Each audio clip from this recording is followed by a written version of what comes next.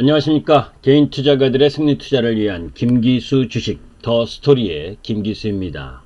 자, 오늘은 해상풍력과 수소차와 관련된 부분 두 번째 시간으로 글로벌 국가 중에서 미국의 정책, 그리고 그린산업 빅뱅, 그리고 지금 트럼프가 바이든의 격차를 좀 줄이고 있지만 그래도 바이든이 우세한 시점에서 미국의 전기차에 대한 부분, 이런 부분들을 지난 유럽 시간에 이어서 방송하도록 하겠습니다. 자, 궁극적으로 이제 유럽과 관련된 부분을 볼 텐데, 자, 우리가 이제 풍력 관련주와 해상 풍력과 수소 관련주 그 연결고리에 대한 부분을 지난 시간에 여러분들이 유럽 그린딜 주요 정책을 통해서 확인을 할 수 있었습니다. 자, 이번에는 바이든과 관련된 부분이죠. 미국의 민주당 대선 후보 바이든은 친환경 정책에 있어서 그 속도를 무진장 강화하고 있는 정책을 펴고 있다, 이렇게 보시면 됩니다. 자, 기후위기 국면임을 인식해서 파리 기후협약에 재가입하고, 트럼프가 사실은 이 파리 기후협약을 탈퇴했죠. 그럼 반환경적인 정책들을 원위치로 되돌리겠다. 그리고 2035년까지 전력 부분 탄소 배출을 제로로 하겠다. 그리고 800만 개의 태양광 지붕, 태양광 패널 5억 개, 풍력 터빈 6만 개 설치를 목표로 하고 2030년까지 신축 건물 100%의 탄소 배출 순재료를 적용하겠다. 교통 분야에 있어서도 마찬가지입니다. 캘리포니아시 강력한 자동차 연비 규제 시스템을 도입하겠다. 그리고 50만 개 이상의 공공 전기차 충전소를 설치하고 5년 내에 50만 대의 스쿨버스 탄소 배출 제로 차량으로 대체하겠다. 인구가 3억 3천만 명 가까이 되니까 이런 몇십만 개씩 진다라고 하는 부분을 이야기를 하고 있죠. 자, 이제 그런 가운데에서 지난 시간에 이야기했었던 거에 이어서 이제 미국의 정책적 흐름 부분을 한번 보도록 하겠습니다. 자, 미국 시장에서 바이든이 당선되면 그린 산업의 빅뱅이 올 것이다 라고 이야기를 하고 있습니다. 미국은 트럼프가 재선되면 그린 산업은 현재에서 크게 달라지지는 않을 거예요. 왜? 그쪽으로 가는 추세가 글로벌 시장의 방향이니까. 다만 이제 속도적인 측면에서, 그죠? 민주당의 바이든이 당선되게 된다면 글로벌 그린 산업은 빅뱅이 예상된다는 이야기입니다. 바이든은 기후변화 관련 산업의 육성을 위해서 4년간 2조 달러를 투자하고 2035년 전력 부분의 탄소 배출 제로를 달성하고, 아까 이야기했었던 2030년부터 상업용 건물의 탄소 배출 제로를 도입하고 캘리포니아시 강력한 연방정부 연비 규제 도입 등을 발표한 상황입니다. 자, 바이든의 공약이 이행되면 풍력, 태양광, 전기차, 수소차 등 대부분의 그린 산업은 단기 수요 급증이 예상된다 라는 부분이죠. 아까 말씀드렸던 내용 부분들을 다시 한번 여러분들에게 자세하게 볼 수 있는 부분이고, 미국의 풍력 태양광 시장은 트럼프 시대에도 호황기를 구가하고 있습니다. 오바마가 핵심 보조금인 PTC의 적용 기간을 기존의 1년에서 5년으로 연장한 효과가 진행되고 있기 때문이다. 오바마도 민주당 대통령이었잖아요. 그죠? 민주당 후보였고, 그런 부분이기 때문에 PTC나 ITC의 적용 기간을 기존이 1년에서 5년으로 연장한 효과가 진행되고 있기 때문에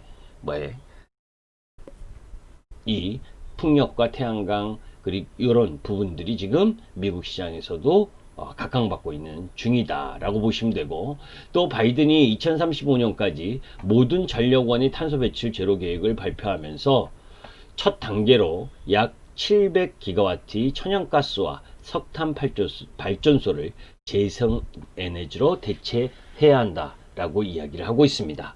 자, 이런 흐름들, 그러니까 지난 시간에 유럽에서 보았고, 또 지금 미국 시장에서 보고 있고, 또 이 다음 시간에는 우리나라와 아시아 관련 이야기를 하게 되면, 글로벌 주요 국가들이 신재생 에너지라고 하는 풍력이나 태양광, 수소, 이런 쪽으로 개발을 확대하고 있고 투자를 집중하고 있구나. 그러면 여러분들 유가가 급격하게 오를 일이 있겠어요? 시일가스 때문에도 유가가 하락해 있는 상태인데, 그죠? 경기가 예전처럼 전력을 세게 소요하면서 이 산업 발전을 이루었었던 이 장치 산업 유지의 흐름이 지금은 아니기 때문에 유가의 수요는 이전보다는 제한적이 될 수밖에 없고, 이런 그린 에너지 부분들이 지속적으로 육성 투자되게 된다면 유가의 상승 부분은 제한적인 걸 우리가 알 수 있겠죠. 원전은 탄소 다 배출원은 아니지만 원가 경쟁력이 낮고 산업이 오랜 침체기에 있어서 고용 유발 효과가 낮다. 따라서 원전도 수명 연장이 종료되는 시점에는 재생에너지로 대체될 것으로 판단되는 상황입니다. 전력 생산 개수가 낮은 풍력, 태양광을 천연가스, 석탄, 원전 등과 동일한 전력량을 생산하기 위해서는 2, 3배수의 발전 설비가 필요해요. 그러니까 전력 생산 개수라는 건 뭐예요? 이제 동일한 이 생산 시설 대비, 그죠? 거기에서 발생하는 이 전력 부분이 이제 신재생 에너지 부분은 적기 때문에, 그죠?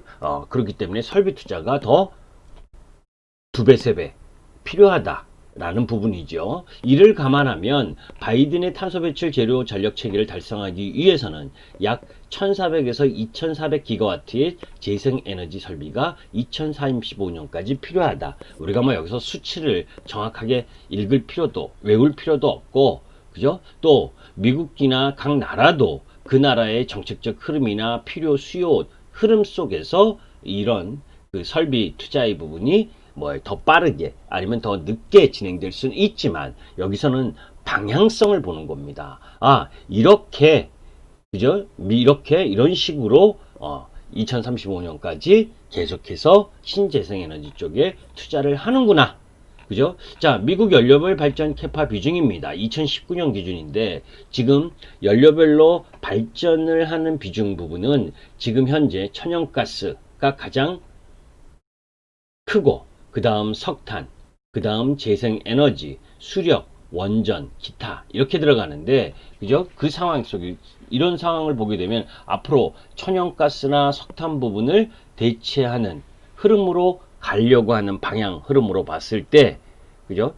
풍력이나 수소, 이런 이 태양광 이쪽 부분은 각광받을 산업인 것은 분명한 거죠. 자, 트럼프 때문에 부정적인 영향을 받는 대표적인 산업이 전기차 부분이었습니다. 미국은 연방정부 전기차 보조금으로 대당 최대 7,500달러의 세금 감면이 있는데 업체별로 20만 대까지만 적용되고 이후부터는 점진적으로 낮아져 소멸했습니다. 트럼프는 보조금을 연장하자는 민주당의 요구에 반대하고 오히려 연방정부 연비 규제를 완화한 상태입니다. 지난해부터 미국의 전기차 시장이 위축된 대표적인 이유이죠. 그런데 바이든은 당선 시 엄격한 연비 규제를 시행 중인 캘리포니아 기준을 연방정부에 적용하고 단기간에 스쿨버스 50만 대, 연방정부 차량 300만 대를 전기 수소차로 전환하겠다고 발표했으니 바이든이 당선되면 얼마나 가속화가 되겠어요. 그죠? 또한 단기적으로는 그동안 민주당이 주장해오던 전기차 보조금 적용 대수를 기존의 20만 대에서 60만 대로 상향할 가능성이 높다. 그러니까 보조금을 20만 대까지만 주던 걸 60만 대로 상향을 하게 되면 그것 또한, 그죠?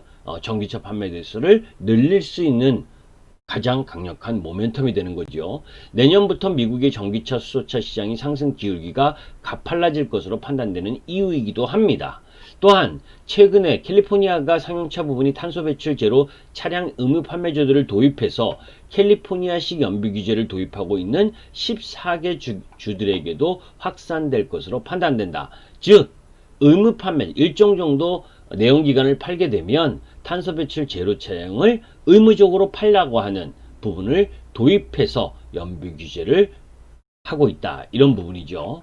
자, 미국 트럼프의 연비 규제와 캘리포니아식 연비 규제 기준 부분을 전기차 판매 비중 예상과 함께 한번 보도록 하면 자, 캘리포니아 쪽 이 파란색 부분이죠. 이렇게 가파르게 증가하는 부분을 볼 수가 있고, 반대로 세이프롤 쪽 라인 부분으로 보게 되면 이 규제, 연비 규제 이쪽으로 보게 되면 2025년 요 라인까지는 소폭 증가하다가 하락하는 부분을 볼 수가 있습니다.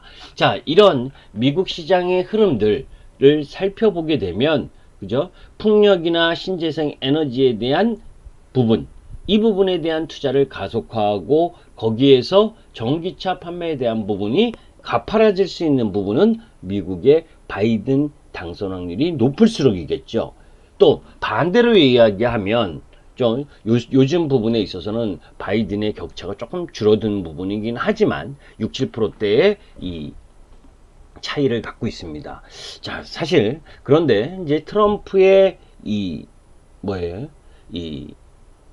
지지율이 상승하면서 바이든과의 지지율 격차가 줄어드는 2, 3% 내로 들어오게 된다면 다소 한 번은 조정을 좀 나올 수 있는 여지도 있겠죠. 이런 부분들을 여러분들도 한번 고민을 하면서 신재생 에너지나 전기차, 수소차 이런 관련주들을 매매를 하셔야 됩니다. 저는 기본적으로 바이든 부분에 있어서 조금 아쉬운 부분은, 바이든이 나이가 많잖아요, 그죠? 트럼프도 나이가 많긴 하지만 바이든이 그 뉴스로는 치매 증상이 있다 없다, 그리고 또 이 대선 그 자금 모집에 있어서 일정 정도 그 금액이 그렇게 충분할 만큼 하지 않다, 이런 얘기도 있고, 왜냐하면 미국 시장은 땅덩어리가 넓어서 대선 자금 모집이 잘 돼야 광고나 이렇게 돈 풀기잖아요. 돈 풀기.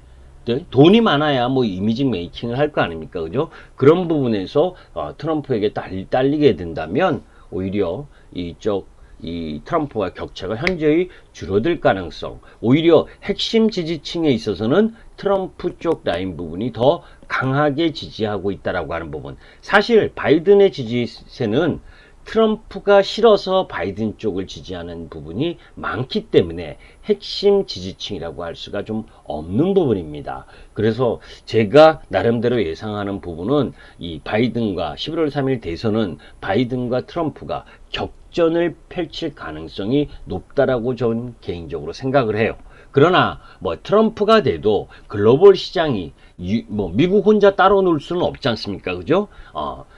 유럽이든지 글로벌 우리나라를 포함한 중국, 일본 모든 이 선진 국가라고 하는 부분들의 방향 흐름이 이런 신재생 그린 뉴딜과 관련된 정책을 펴고 있는데 혼자서 내연 기관을 하겠다? 이건 저는 그렇게 보지 않습니다.